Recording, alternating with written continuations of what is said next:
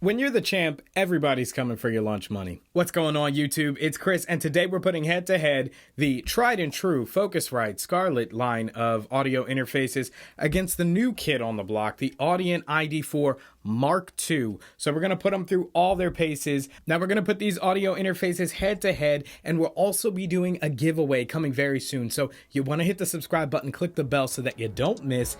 It's the Granite Geek Show.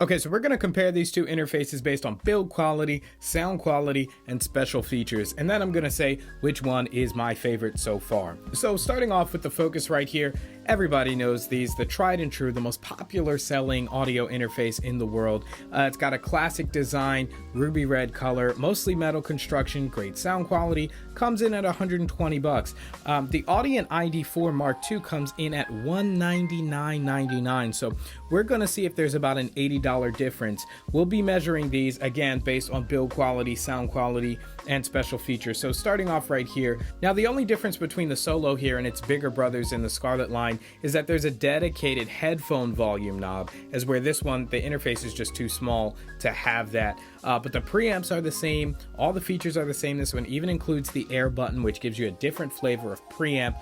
And you're really getting their highest quality preamps in the Scarlett line with this base model coming in at $119.99. So 120 bucks. You can't go wrong with that, really, especially with a mostly metal construction. It's plastic on the front and on the back though, but I haven't found this to be too much of an issue when it comes to durability. It's small enough to fit into pretty much any kind of bag, and it's going to hold up very, very well. It's got rubberized knobs here and a metal main volume knob. Looking over here at the Audient iD4 Mkii, this is the newcomer to the game, and this is a full metal jacket. So everything on this is metal: the sides, the back, the front, the top, the knobs. You have 3 plastic buttons here, and that's for your speaker, for your ID button, which gives you special access to scroll control. We'll get to that and in the features segment of this video. And then on the back you've got the phantom power button, which is plastic. And I will say that this is a little awkward of a place to have this button, especially in a desktop application where you're constantly reaching behind. And obviously the more you use this, you get used to just finding that button pretty easily. But it is something to be aware of, as where all the buttons and controls you would need for the Focusrite are right here on the front. You never have to head around back except to plug in your stereo speakers and the computer for the first time. Then from there, all the business is up front. So I do like that. But when it comes to ultimate button placement, I do prefer it being on the top of the interface. And that's mostly because in dark environments or whatever, typically you have light coming from the top down, and it just allows you easier access and easier knowledge of where all your buttons are at a quick glance, because all the light's hitting it. As we're in a dark environment, all these dark knobs and things, you may just have to take a second look.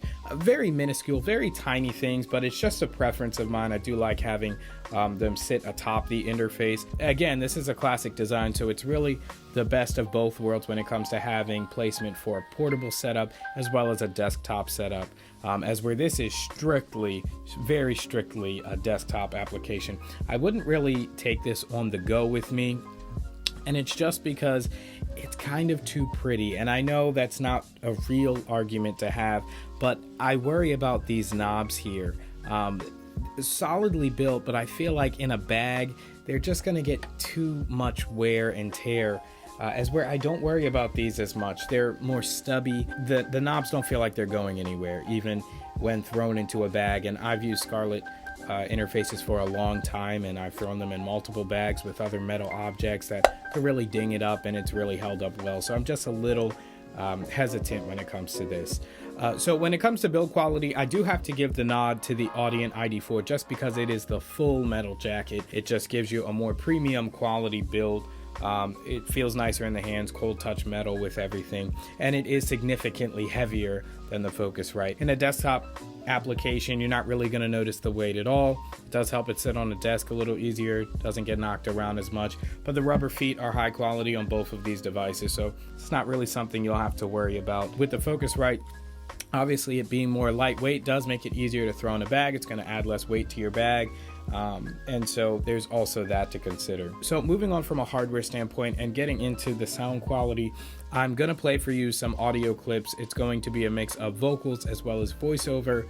And these are raw, unedited, no effects, compression, wave files. And I know that the YouTube platform is going to compress those audio files, but I do want to just give you the best quality that I can going into it so you can make your decision. So I'm going to play those for you now.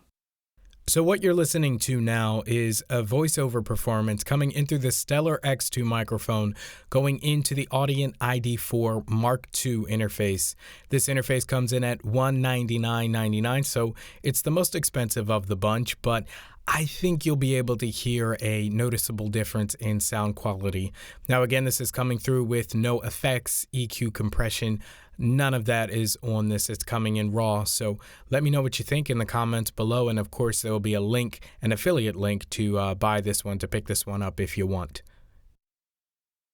So what you're listening to now is a voiceover performance coming in through the Stellar X2 microphone directly into the Focusrite Scarlett Solo 3rd generation. Now, the air setting is not turned on here. We have just the basic preamp setting. I'll be doing that in the next test in this video. This one comes in at $119.99, $120 for this. And again, affiliate links will be down in the description below. Okay, so what you're listening to now is a voiceover performance coming in through the Stellar X2 microphone directly into the Focusrite Scarlett Solo 3rd generation. Now, this has the air setting turned on, so you can get an idea of the brighter, crisper sound that you get when that setting is turned on. Again, this interface is $120, and affiliate links will be down in the description below. So there you have it, and obviously you can make your decisions. When it comes to my personal preference, I do prefer the Audient iD4 when it comes to sound quality. At just $80 more, I was getting significantly less noise in the signal. It almost sounded ready to upload right out the gate. Going from the Stellar X2 microphone straight into the preamps here, just high quality, needing very little tweaking in order for it to really be ready for a platform like YouTube, even Spotify, which is solely audio, and people are going to be paying attention more. With the Focusrite, it wasn't bad audio quality by any means. It was just noticeably different. And I'd have to add a little bit of EQ and compression, probably a little bit more, to get that same kind of quality that this gives you right outside of the box. I can, as a musician and a YouTuber creator, content creator, all those things, I would feel more confident just uploading what comes out of this straight onto a platform. I'd feel a little less nervous versus this, where there's just a little bit more noise introduced into the signal when recording. And so, again, for the sound quality, I would have to give it to the iD4. Now, I do want to talk about the air feature, which I think is really unique, especially at this price point, $120. You're lucky to get any kind of good sounding preamp, nonetheless from Focusrite, nonetheless 2 flavors. So the air feature gives you a lighter, crisper sound, and what I do find is it boosts the gain a little bit. So I did notice I would have to tweak the gain when I had this setting turned on, but it's as advertised. It does add a brighter, crisper sound. Not really my preference, especially with the noise already in the signal that I got right out of the box. I prefer it on the regular setting for the preamp, but the air feature is nice to have if you're recording a certain type of sound signal that you want to brighten up without adding EQ or different kind of plugins. But features are important, and they can help with workflow and even allow you to do things that you couldn't on the other. So let's start out with the Focusrite. We already talked in the previous section about the air feature. That is its special feature. The halo lights are iconic, but I wouldn't really call that a feature, as every audio interface has a way of metering. And over time, using this interface for several years, I've gotten tired of the halos because they're just red, green, or yellow to tell you whether you've got a good signal, whether you're getting up there, and whether you're clipping. Typically, I like more granular control when I want to get in between a certain decibel range, and this just doesn't specify enough from a hardware standpoint. Of course, I can monitor this in the DAW, but it's nice to have an indication of what decibel level I'm coming in at on the interface itself. Now, if you watch this channel, you know already that we're doing a 4-way award show style competition between the ID4 Mark II, the Focusrite Scarlett Solo, as well as the M-Audio 1924 interface, and another Audient interface coming in at $129.99 called the Evo 4, which packs in a ton of features. So again, you're going to want to make sure to hit the subscribe button and click the bell if you don't want to miss that. And again, we'll be giving away one of these interfaces, so there's no reason not to subscribe and click that bell. So yeah, when it comes to special features, the air functionality on the Focusrite Scarlett Solo line of interfaces is really all she wrote. And that's not a bad thing at all when you consider the price point, the build quality, and the sound quality. It's a great interface, but you know, there's just nothing, no extra pizzazz for it. And that's where I think the Audient ID4 shines here, having a special feature called scroll control. Now, what scroll control does, and some may find it gimmicky, but when you press this ID button, it allows you to physically control virtual parameters on your DAW or even other various software, all from this knob right here. And I've actually found it really useful. I like going around in different softwares and seeing where it applies. So of course you could scroll a web page by clicking the ID button and just doing that, but I find it most useful in the DAW when I'm doing EQ and compression. I like having a physical knob and just closing my eyes and being able to tweak the sound with a physical knob as opposed to sliding, because you never really know where you're at if you close your eyes and you're just using a trackpad or something like that. So I do like the scroll control feature. It's something extra, and again, I don't miss any kind of special features with the preamp because the preamp sounds so good out of the box. I'm happy with it. If it ain't broke, don't fix it. So in addition to scroll control, the ID4 Mark II also has a sound dampening feature when you press the main volume button. And this is convenient when somebody comes into the studio or you're talking to somebody in the booth and you don't have the talkback function on, where you can just lower the volume without having to change it and then have to find where you were at, because again, this is a continuous infinitely scrolling knob and you're not really going to know where you were at. So just being able to dampen it and then go back to the volume you had it set out is a nice feature.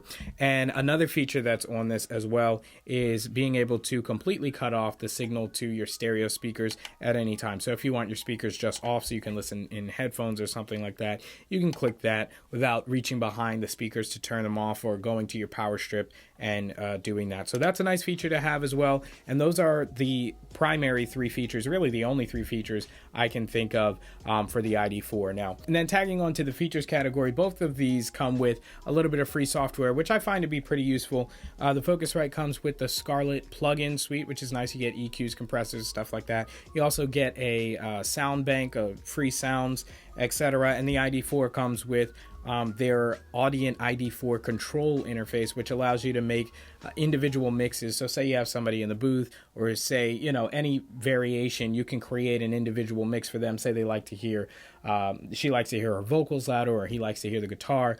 You can make individual mixes for that outside of your DAW so that it's not affecting anything you're actually recording, but everybody still gets to hear what they want. In addition to that, this also comes with a sound bank also of free sounds, and it also comes with free music making lessons. Now, they're primarily done on Pro Tools, and I'm a Logic Pro user myself, but it's nice to have. Some things apply across all DAWs, and it's a pretty good package. So conclusion time, which one do I actually recommend here? Now, obviously the ID4 Mark II is coming in at a whole $80 more than the Focusrite, so it should be packing more of a punch. But when you consider that the only difference between this and its bigger brothers is a volume knob, that's really all you're getting, even at the $200 price point, is you're getting a couple more inputs and a volume knob. I really do like the set of features and the build quality that this offers. So ultimately, I would have to go with the ID4 Mark II. I think between the preamps, the sound of the preamps, a couple special features if you really need it, and the overall build quality of this, I would have to go with this. Most of my applications are desktop applications. Again, I would be a little hesitant to take this on the go, but on the rare instance that does happen, I would be okay with taking the Focusrite. If you are a mostly mobile user, I would definitely go Focusrite, as I would just trust it a little bit more on the go. But definitely, if you're a desktop only user, you gotta go with the Audient ID4. I think it's well worth the extra $80 in that sense.